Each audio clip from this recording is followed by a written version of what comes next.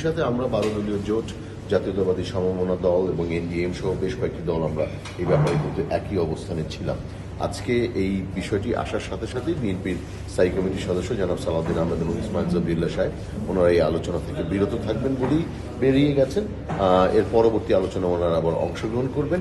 আমরা ভেতরে থাকছি, আমরা এই ব্যাপারে জোরালো বক্তব্য রাখবো, প্রতিবাদ জানাবো। না, ওনারা বলেছেন যে ওনারা এই আলোচনায় অংশ নেবেন না, এটা কিন্তু আগেই বলে রেখেছিলেন। যদি বিষয়টি আসে তাহলে ওনারা এই বিষয়ে আলোচনা করবেন না। যেহেতু ওনারা আলোচনাটি করবেন না, ওনারা জাস্ট হাউসে থাকছেন না। আমরা থাকছি, আমরা আমাদের যেই ব্যাপারগুলো আমরা বলেছিলাম, বিরোধিতা করেছিলাম, সেগুলো আজকেও আবারও বলবো।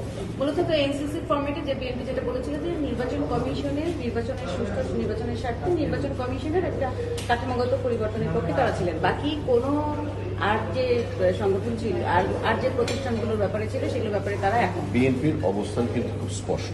বিএনপি বলছে যে আইনের মাধ্যমে তাদেরকে আপনি শক্তিশালী করতে পারেন, কিন্তু এইখানে দেখেন সরকারি বা পিএসসির 3টা কমিশনের কথা বলা হয়েছে, এবং আপনি যদি 6 এবং উমতে দেখেন, যেটা উম এবং 6তে দেখেন, সেখানে সংবিধানেও সংযোজনের কথা বলা হয়েছে, যোগ্যতা অযোগ্যতা, বয়স, এই সমস্ত বিষয়গুলো। সংবিধানটাকে আপনারা এত ভারী করে ফেলছেন, এই নিটিগ্রিটি জিনিসগুলো কিন্তু আইনের দ্বারা সম্ভব। সেখানে এটা সংবিধানে নিয়ে আসছে।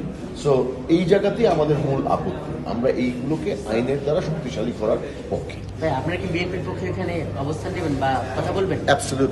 অ্যাবসলিউটলি, এটা ওনাদের পক্ষে না, আমরা এই বিষয়টির পক্ষে। ওনারা যেইভাবে চিন্তা করছেন আমরাও সেইভাবেই চিন্তা করছি। সো আপনি যদি ওইভাবে ধরে নেন যে আমি বিএনপির পক্ষে বলছি, সেটাও বলতে পারেন। আমাদের স্ট্যান্ডটাও কিন্তু বিএনপির সাথে একই। আপনার নাম আর আমি সৈয়দ এহসানুল হুদা, চেয়ারম্যান বাংলাদেশ জাতীয় দল, সমন্বয়ক 12 দলীয় ঐক্যজোট।